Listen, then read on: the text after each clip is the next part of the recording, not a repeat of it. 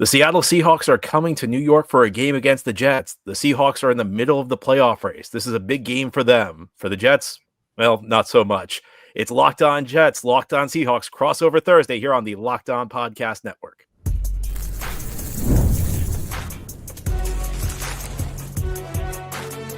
You are Locked On NFL Crossover, part of the Locked On Podcast Network. Your team every day. Happy Thanksgiving. And in addition to Thanksgiving, it is crossover Thursday here on the Locked On Podcast Network. Locked On Jets, Locked On Seahawks, a crossover episode ahead of Sunday's game. I'm John Butchko, the host of Locked On Jets, alongside Rob Brang, the co-host of Locked On Seahawks. Today's crossover Thursday is brought to you by Prize Picks. Download the app and use code LOCKEDONNFL to win $50 instantly when you play $5. Well, Rob, great to be with you today. Happy Thanksgiving. Happy Thanksgiving to you, sir, and to all of our listeners. Thank you so much. Well, Rob, a big game ahead for the Seattle Seahawks this weekend. Not quite as big for the New York Jets. The Jets are very much in the role of spoiler, whereas the Seahawks are right in the middle of the NFC West race, where it seems like all four teams actually have a shot to win that division entering this Thanksgiving weekend. What are the big stories around the Seattle team right now? Well, I think the biggest one is the emergence of Jackson Smith and Jigba as the number one receiver in the Seahawks attack. DK Metcalf, of course, has the biggest name recognition, and for good reason. He's an unbelievable talent, but JSN has emerged as the leading receiver in just about every metric, whether it be catches, receiving yards, touchdowns. He is absolutely on fire for Seattle right now. I think on the flip side of the ball, defensively, the Seattle's ability now to stop the run. For much of the season, they had been one of the worst teams in all of football when it came to run defense. And over the last couple of victories against the San Francisco 49ers, against the Arizona Cardinals the past 2 weeks, Seattle has been much stouter against the running, against opponents running. And that is what has them currently in first place by tiebreaker, but in first place in the NFC West. Well, JSN is a receiver Jets fans know well, because last year heading into the draft, he was a guy a lot of fans had their eye on, and a bit of a loaded topic in the Jets fan base, because the Jets made a surprising pick, Will McDonald, who's having a pretty good season for the team. When did JSN's emergence begin? Well, there was flashes even as a rookie, but the last month or so, he is when his game is taken off. He is now, it seems like, getting double-digit opportunities every single game. Seattle is moving him around much more, where he is clearly the focal point of Geno Smith from the beginning of the play until the end. There has been some real development in JSN's game in terms of just his savvy as a route runner after the initial play breaks down. That's where he's finding those holes in the zone. He is really using the lateral agility that made him such a standout throughout the workout process. And then he has always shown a knack for playing very big in the biggest of games and when the spotlight is the brightest. And so that's certainly something that Seattle is going to be hoping to accomplish here. I think that anybody who follows this closely knows the Jets have a very, very talented secondary, but also one that I think is going to be challenged a little bit by the receivers and the quarterback that the Seahawks bring to the table. Well, let's talk about that quarterback a little bit, because the quarterback's a very familiar name to Jets fans, Geno Smith, who was a Jets second-round pick back in 2013 and has kind of revitalized his career in Seattle. Things did not go well in New York. He was not put into a great circumstance and kind of bounced around the league. And in the last couple of years has developed into a quality starting quarterback. What else can you tell us about our old friend Geno? Well, the biggest thing is that he's always been a talented passer. That's why the Jets made him a second-round pick all those years ago, as you mentioned.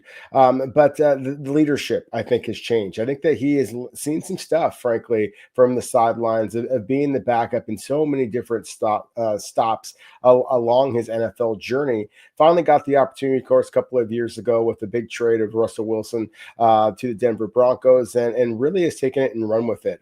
The accuracy has really been, to me, one of his his standouts. Right now, he's actually tied for the NFL lead with interceptions. So you would think that he is having a terrible season. In fact, he is averaging or completing, almost 70% of his passes. He really does show pinpoint accuracy at times. He makes some mistakes. There's no question about it. He can get a little bit too aggressive. And frankly, that was one of the things that I saw early in his career with the Jets. But at the same time, you don't want to take away the game maker, from him. You don't want to harness him too much because that's exactly what makes him special as well. Let's move over to the defensive side of the ball. You alluded to Seattle's improving run defense. What are some of the other things you can tell us about the Seahawks on the defensive side of the ball? Well, certainly the trade for Ernest Jones, the fourth, it was huge, and so that put a legitimate playmaker in the middle of Mike McDonald's defense, and then the ascension of the rookie Tyrese Knight. He was a 4th round pick, and Seattle previously had Tyrell Dodson and Jerome Baker, a couple of former AFC East players that Jets fans I'm sure are very familiar with. Those were the starters heading into the season. Seattle was just atrocious again in run defense. I mean, allowed 225 rushing yards to a San Francisco team that didn't even have Christian McCaffrey on the field at the time. So again, that has been the biggest transition, is the trade for Ernest Jones, and then the ascent of Tyrese Knight after Tyrell Dodson was released. That has completely changed things around. Seattle also made a trade for Roy Robertson Harris. He's a big defensive lineman, 6'5", 300-pounder that has added a degree of just toughness and nastiness to the defensive line that Seattle was lacking. And it's kind of funny because the Seahawks are actually in some ways mirror images of the New York Jets, and that they are very talented secondary, relatively anonymous to most NFL fans out there in terms of the linebacking, and then they have some big names along the defensive line that gets everybody excited. Just like your Quinnen Williams, Seattle, of course, has maybe Leonard Williams or Byron Murphy II, who of course was their 1st round selection this year. Seattle has some big names along the defensive line that are starting to turn out some big numbers as well. Leonard Williams, that's a name familiar to Jets fans as well. It's amazing how many guys end up would go from that Jets to Seattle pipeline. Sure is a long list of names, including Pete Carroll. Early in his career, he was a Jets head coach, and he ended up with Seattle. But of course, the Seahawks' new first-year coaching staff. What are the early returns on them so far? Well, it's been interesting. It's been very much an up and down season. They started off hot right out of the gate, and then went through basically a 5-game losing streak. So it really was some tough sledding there for a little while with Mike McDonald's defense, or Mike McDonald's squad. But after the bye, the team has come back and played much better football, much better team defense. They've cut down on the number of turnovers and the silly mistakes. They are still very much struggling to run the football. So again, kind of a mirror image of the New York Jets here. And they're too often are basically asking Geno Smith to play hero ball at the very end to kind of save them. But because the increased physicality of the defense, playing so much better, it feels like this is becoming a little bit more now Mike McDonald's team rather than Pete Carroll's leftovers. And so that to me is one of the big storylines here, is that it's fascinating. This is going to be one of their their very last full country trips for the rest of the regular season, considering the fact that they just had these 2 victories against divisional opponent, and now it feels like this is a Jets team that frankly is struggling right now, 1-7 last 8 games, of course, that this feels like a game that the Seahawks should win. That said, we haven't seen enough consistency from this squad yet. Mike McDonald is a young enough head coach. You don't know exactly what's going to happen. Are the Seahawks going to stay focused, with being the holiday week and all of those kinds of things? So that to me is what makes this game fascinating, one to evaluate. And I think it's a very much a turning point in the Mike McDonald's first season in Seattle. This could be where the Seahawks, so to speak, are the ones on liftoff, or it could be where they absolutely have to turn around at the gate and wait and allow the rest of the teams in the NFC West to pass them by. Rob, I think this game's kind of a wild card for the Jets as well. The Jets are coming out of their bye week after an ugly loss to the Indianapolis Colts, which followed another ugly loss to the Arizona Cardinals. Sorry, Seahawks fans, the Jets did not deliver for you a couple weeks back in Arizona. But here on this crossover Thursday edition of Locked On Jets and Locked On Seahawks, we're going to flip the script. Oh, there's so much to talk about with the New York Jets. Rob's going to put me on the hot seat. I'll tell you all about what's going on with this team and what's been an eventful but disappointing season that's ahead here on this crossover Thursday edition of Locked On Jets and Locked On Seahawks.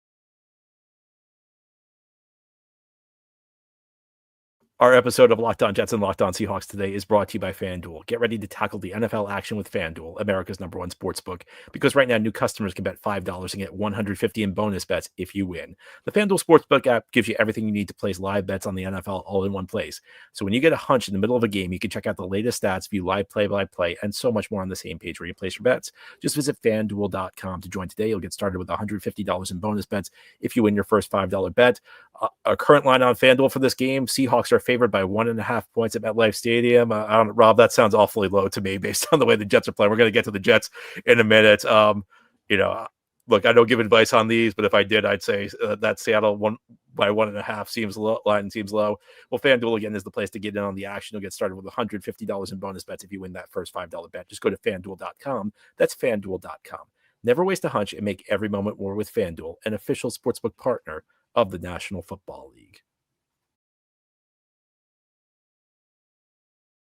All right, crossover Thursday here on the Locked On Podcast Network. I'm John Butchko of Locked On Jets alongside Rob Rang of Locked On Seahawks. Rob, where do you want to begin with the Jets? Obviously, eventful season, disappointing season in every way imaginable. The Jets have been a headline machine this season. They have regularly been the top story because of some crazy move that they've made. I don't even know where to begin. Where do you want to start? Well, I think you have to start with the quarterback, Aaron Rodgers. And I guess my question would be, are you seeing any signs that that he is going to become the leader that is going to be able to turn the Jets around at this point? I think that, when you have a coaching change early in the season like the Jets did, it feels like it's incumbent for the veteran players to really kind of seize this opportunity. Aaron Rodgers, of course, is, he's a future Hall of Famer, and we all know his talent. I can appreciate the 17-7 touchdown interception ratio. All that looks great on paper. Is he playing with the fire that is actually going to inspire his teammates to play against a team that, as we talked about in the Seattle Seahawks, that are very motivated at this point? Rob, I think the spirit is willing, but the flesh is weak. I think by all accounts, Rodgers, and look, we don't know. Sometimes things are happening behind the scenes that come out later. We'll know more after the season. I have no reason to doubt that Aaron Rodgers has been anything but an exemplary guy in the locker room. I mean, look, he does tend to go off script a little bit with some of his comments to the media. The McAfee show is always an adventure, every Tuesday. I don't think there's any issue with his leadership, but I think if you've watched him through the season, you see somebody who very much looks like a 40-year-old quarterback, a guy who just cannot play at the level he used to in Green Bay. And I think through the course of the season, there's been a deterioration in his play. The first couple weeks of the year, he wasn't great. He wasn't vintage Aaron Rodgers, but he was plenty good enough. He was a quality starting quarterback. And as the season progressed, his play, I think, has gone down in quality. And he's kind of hinted at it with some of the stuff he's told announcers in the production meetings, because every week you'll hear whoever the analyst is for the game mention this, but he's 40 years old and the body doesn't recover from injuries the way it used to. And when you watch him play, he's hesitant to stand in the pocket now and take hits. And I think it's because, he's been on the injury report pretty much since week 4. Dealt with an ankle injury, dealt with a hamstring, dealt with a knee. And Jets offensive line's actually not been bad this year, which is the first time I can say that in about a decade. Jets offensive line's actually been pretty decent in pass protection, but he doesn't stand in the pocket anymore. He's looking to get the ball out as quickly as possible. He's just looking to dump it off. He used to be one of the most frequent deep throwers in the league. He barely throws deep at this point. And it limits what the Jets can do. It limits the downfield passing game. Now, as you mentioned, the touchdown to interception ratio looks good. He's not putting the ball in danger all that much. He's avoiding the big mistakes, but he's also not making big plays. And that really limits what the Jets can do on the offensive side of the ball. And look, I mean, you could be the greatest leader in the world. You could be, Ray Lewis in his prime. I think this Jets situation is so chaotic that I'm not sure any player could help lead this team through such a crazy year that the Jets have had. Much of it's been because the owner is a very impulsive guy who, makes moves that I don't think he entirely thinks through the implications of. Well, and then that kind of leads me to my next question. Obviously one of those moves that the Jets made there is the big trade for Devontae Adams to reunite him with Aaron Rodgers. Here, I almost said Brett Favre. I think that type of decision making is fascinating. I think it's one of the reasons that it could be exciting to be a Jets fan is because you feel like you have an owner who is so bought in that they are willing to do just about anything. But to your point, I often say in our show with Corbin that the proof is in the pudding, and there hasn't been much pudding so far. Between Aaron Rodgers and Devontae Adams when it comes to production for the Jets. And so, are you seeing some signs from that? How encouraged would you be with obviously the Jets coming off of the bye week here in preparation for this game? But are you expecting that Devontae Adams breakout? And I do think that Seattle's secondary is like the Jets is very, very talented, especially at the cornerback position. Do you think that breakout from Devontae Adams could be coming this week against the Seahawks? He is coming off a strong game against the Indianapolis Colts. It may have been his best game in the Jets uniform. He also played very well Halloween night on Thursday Night Football against Houston. But, he's 31 years old. He's going to turn 32 on Christmas Eve. He still can be a productive receiver. He still can help a team. I think the days of Devontae Adams being a first-team All-Pro are probably over.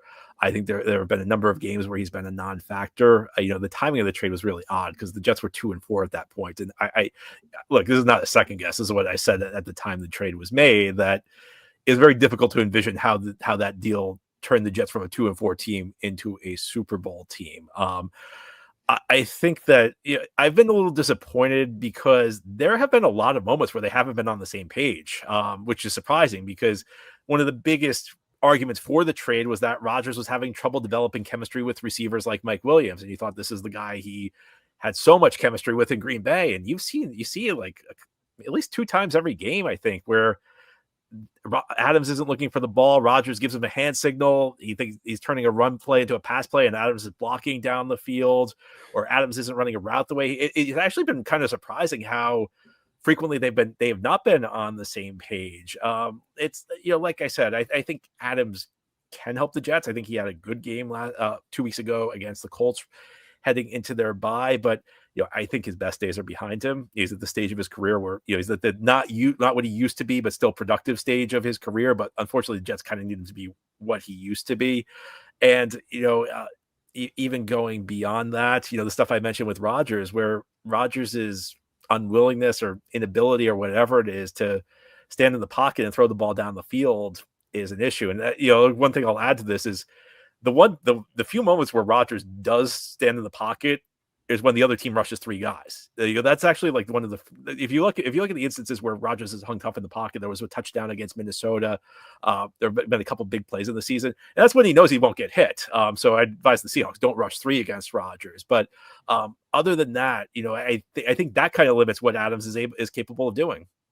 Yeah, that's an excellent point, and I assure you, Mike McDonald is not only going to rush 3 very often. At least that's not been his MO to this point. But rather than just kind of harp about some of the players that are aging for the Jets, I also wanted to ask you about a player I believe is going to be an ascending talent for them, and that is the offensive tackle Olu Fashanu, who of course now is going to be pushed into a starting role, presumably at left tackle, with Tyron Smith now being placed on IR. I remember Fashanu just being this, precocious young player at Penn State, had all the talent in the world. He reminds me a little bit of Seattle's Charles Cross. To me, he's not the most physical player, but my goodness, is he graceful, is athletic for his size. What have you seen so far from him? I know that he's played different positions along the offensive line so far for the Jets. And, again, what are your expectations for him if indeed he is going to be Aaron Rodgers' blindside protector over the second half of the season? You're right. He has played different positions. He began the year as the swing tackle. Week 3 against the Patriots, Morgan Moses left with an injury, so he got a couple starts at right tackle. Then the Jets had some injuries at guard. They had some ineffective play from their backups at guard, so he played a little guard. And now if we're not going to harp on older players who aren't performing, I should not mention the guy who's replacing Tyron Smith. But he did step into the lineup. Most rookie tackles struggle. And I think Fashanu's, it's been no exception. There have been moments of real struggle. And I think part of it's, you mentioned it, he's not the most physical guy in the world. I think that, he's still kind of getting into the weight program. I think physically, maybe he's not exactly where the Jets want him to be. So I try and grade him on a curve, because how many tackles step in and are really good year one?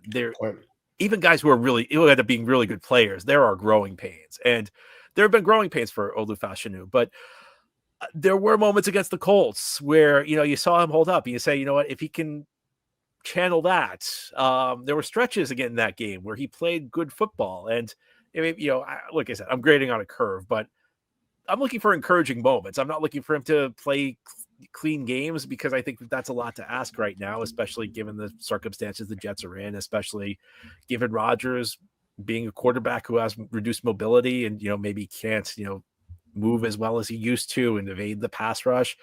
But, the early returns, they haven't been spectacular, but I think there are things you can build on. And, he's, as you said, he's very graceful, got great movement skills. I think that the ceiling is very high for him. And I think that he can be, if things go right, he can be the type of guy who solidifies that position for 8 to 10 years. And it's good to know, because, again, I think that he is a player who has a great deal of talent to him. One question real quick on defense. I know we're kind of up against the clock a little bit here, but I'm excited to see the Jets secondary against Seattle's wide receivers and Geno Smith. I think that he's, he says that this is just another game, but how can it possibly be? And so, whether it be Sauce Gardner versus DK Metcalf, the Michael Carter, I think is a good player. But we talked about before that pipeline, it goes from west to east as well. And DJ Reed, can you just tell me about how he's been playing here, that the former Seahawk playing for the Jets? And, this is a team I think that's given up 8 touchdowns so far. Only has 2 interceptions, so that's interesting as well. But still, do you feel like this is one of the key matchups in this football game? Yeah, DJ Reed, I've called him on Locked On Jets the Jets' best free agent signing of the 21st century. And granted, the competition, if you think about the Jets' free agent signings in the 21st century, the competition isn't all that stuff. But he's been phenomenal. The Jets got him a very fair contract a couple of years back, and he's played at the level of a number 1 corner for most of his time with the team. And I think this has been his best season. And Sauce Gardner is not having the type of season we're accustomed to with Sauce Gardner. So Reed, in some ways, has kind of become the team's number 1 corner. And, as you and your listeners know, he's a little undersized, but he just makes up for it because he's got such great movement skills. He's so sticky in coverage. He's got ball skills, outstanding corner. And, on paper, this is, I think, the best corner trio in the league. Between, you mentioned Michael Carter II, who just got a new contract from the team, a top-notch slot corner, and Sauce Gardner, who it's having a disappointing season. I'm hoping he bounces back next year, because he's been, his first 2 years, he was a first-team All-Pro. He was as good of a corner as there was in the NFL. So, yeah, this is a very talented. It's a talented corner group. The safeties are not quite as good. And there's been some drama because there's been some questions. Did the owner bench one of their starting safeties 2 weeks ago in Tony Adams? And the head coach Jeff Ulbrich did not deny it. Which, if it wasn't true, you'd think that'd be the easiest thing to laugh at and say that's ridiculous. But this is an excellent group of corners. When they play at their best, I mean, they're really tough to get open on. And, the Jets also on paper have good defensive line. It has not performed up to expectations this year. But Quinnen Williams has started to come on in recent weeks. So this is a defense that, has not always played up to its talent level, but there is talent there. So you've heard all about the Seahawks. You've heard all about the Jets ahead here on this crossover Thursday edition of Locked On Jets and Locked On Seahawks. We're going to get to our keys to victory. What do the Seahawks need to do to win? What do the Jets need to do to win? Stay tuned. Rob and I will discuss that moving forward here on Locked On Jets and Locked On Seahawks. This crossover Thursday edition of Locked On Jets and Locked On Seahawks is brought to you by Game Time. Game Time is the best place to get last-minute tickets, and Game Time now has a feature called Game Time Picks that makes getting tickets to see your favorite teams play live even easier. Game Time Picks filters out all the fluff to show you only incredible deals on great seats, so you don't have to waste time searching through thousands of tickets. Rob, you may not be experienced with December at MetLife when the Jets are out of the playoff race. Plenty of tickets available, and Game Time's the place to find the best deals on them. In fact, I might be going to this game. My dad asked me if I wanted to go to this game Sunday. We can bet if we go, we're going to be checking out Game Time. Take the guesswork out of buying tickets with Game Time. Download the Game Time app, create an account, and use code LOCKEDONNFL for $20 off your first purchase. Terms apply. Again, create an account and redeem code LOCKEDONNFL. Locked On NFL. It's one word with no space for $20 off. Download Game Time today. What time is it? Well, it's game time. Crossover Thursday here on this Thanksgiving. John Butchko, Locked On Jets, along with Rob Rang, Locked On Seahawks, getting ready for Sunday's game between the New York Jets and the Seattle Seahawks. These teams have a really interesting history. Lots of fairly memorable games these teams have played. I remember back in '97, Bill Parcells' first game as Jets head coach was a game in the Kingdome where the Jets, they were coming off a 1-15 season, and the Jets went up there and beat the Seahawks 41-3. The next year game, I won't mention for you guys know what happened in '98 with Vinny Testaverde at the Meadowlands. Yep. I think it was in December too, so we won't mention that. But 10 years later, 2008, Brett Favre goes to Seattle, a snowy day, and Mike Holmgren's last home game as last game as Seahawks head coach. The Seahawks beat the Jets and contribute to the demise of the Favre Jets. Some really interesting games these teams have played through the years, Rob. Sunday, the 2024 version of Jets and Seahawks. What are the keys to victory for Seattle?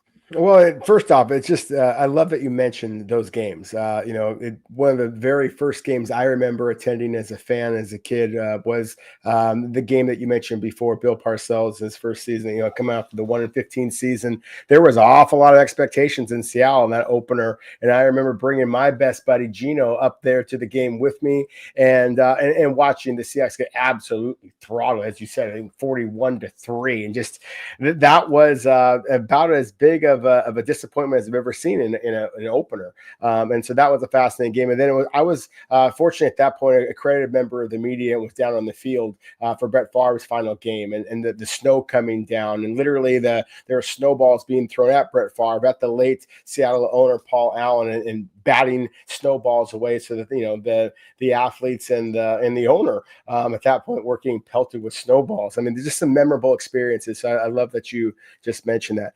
As far as Sunday's game, as I mentioned before, I really think that these are two teams that are so similar in so many different ways. It just feels like that one team is really starting to hit on all cylinders, and the other team is kind of flatlining at this point. And so that is, I'm fascinated to see if the Jets coming off of their bye are able to regroup a little bit and get a little bit more timing between Aaron Rodgers and Devontae Adams or Garrett Wilson, wherever the case might be. The team that runs the ball effectively, I think, and I know that that's as cliche as it gets, but I think it's really true in this particular football game, because you are going against two pretty stout defenses, two somewhat enigmatic quarterbacks. And so I think that, again, the team that is able to run the ball a little bit more effectively, I think it's fascinating because Breece Hall was the only running back that was selected ahead of Kenneth Walker III a couple of years ago, and they both have shown their big play ability.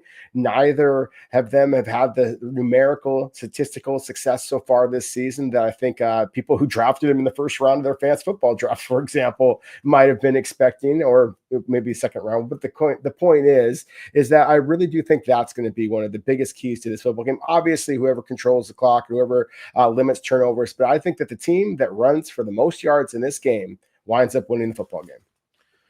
Rob, I think in many ways it's going to come down, and not so much who wins, but just whether this is competitive, is what Jets team shows up for this one, because as you mentioned, they are coming off their bye, and the last couple of weeks, it's kind of felt like the Jets have come out really, really flat, and that's been one of the stories of the season.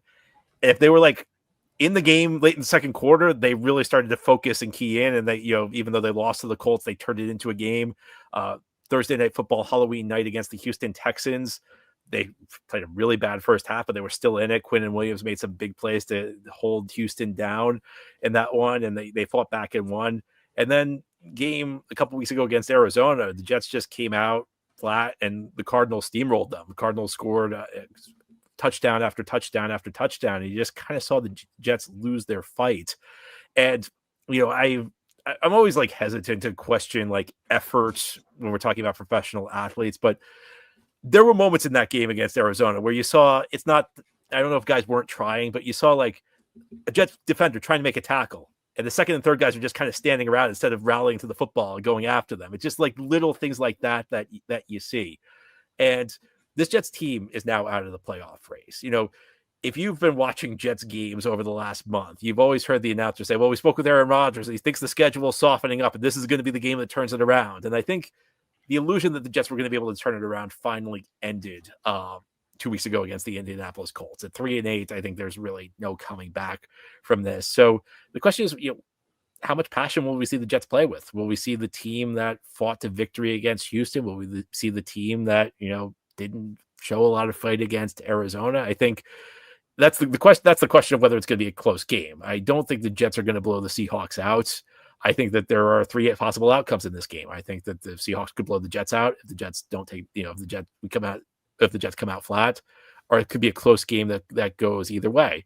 And part of it will be, how does the team respond to everything that's happened? Apparently, there was an owner-mandated practice during the bye week that the head coach was going to give them off, but the owner said, no, you're practicing.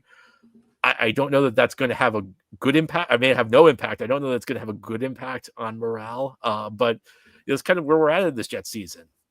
I'm sorry, go ahead. I was going to say it's a season that began with Super Bowl hopes, but when those things fall apart, you never know how it's going to impact the team. Yeah, and that's one of the things that feels like Seattle was basically experiencing that a couple of weeks ago. And then they had their bye week. They were able to get healthy. And that's one of the things that it feels like that this is a team that's getting even healthier. I mean, Uchenna Nwosu is not going to be back on the field in this particular game, but he in the past had been one of Seattle's best pass rushers, certainly its toughest, most physical run defender at the outside linebacker position. And he is expected to be coming back after this week or maybe 2 weeks from now, but still his injury opening was basically set up this past week. So I guess one of the questions I have is, to me, as we talked about, this feels like a team, that the Jets squad, that if they do play, if they focused, if they are ready to play, if they're not flat, then I do think that this game could be close. To me, the Jets have some defensive playmakers. We talked a little bit about Quinton Williams. Obviously, his brother Quincy Williams is a terrific football player as well. I wanted to ask you about Will Montgomery and the possibility, Will McDowell, and the possibility of his pass rush ability. Seattle has some moving parts along the offensive line. Abraham Lucas is coming back from an injury, and then at the guard position specifically, Christian Haynes was drafted this year. He's a rookie, and then Satoa Leomea is a rookie as well. Those two players may be playing significant minutes. They're both in the idea, or both in the plans to be rotating at the right guard position. Quinton Williams doesn't usually line up against them. He's more often going up against the left guard, who would be another Jets former player, and Laken Tomlinson. So some of the struggles there. Do the Jets have enough firepower on defense, essentially, to be able to turn what could be a close game into one where the Jets are able to kind of steal a victory, as they did against the Houston Texans? Yeah, in that game, Quinton Williams played a huge role. I mean, Texans had some chance to blow that game open in the first half, and every time Quinton Williams made a big play, he had a strip sack on C.J. Stroud, a couple other big tackles for loss, and Will McDonald was the first round pick a year ago. Having a big season statistically. I think if you've been watching the games, he hasn't been quite as good as the numbers would suggest. A number of his sacks have come on plays where he was unblocked, but he's developed a really nice spin move. He's not much of a run defender at this point, really struggles to hold up. Doesn't really set the edge all that well, but can get to the quarterback. And, this defensive line, if it performs up to standards, can keep the Jets in the game. I've kind of given up hope on Hassan Reddick, but that's another story. But Quinton Williams and Will McDonald, they're a nice 1-2 punch when we talk about the pass rush. So anyway, Rob, great being with you today. Hope you have a very happy Thanksgiving. I will, and to you as well. Thank you so much for having me, John. And all you listeners out there, Locked On Jets, Locked On Seahawks. If you're traveling today, please travel safe. Have a great time with your family and friends. You can join me tomorrow on Locked On Jets. We'll continue talking Jets Seahawks. Join Rob on Locked On Seahawks as well. Can't wait for this game this Sunday between the Jets and the Seahawks. We'll chat with you tomorrow.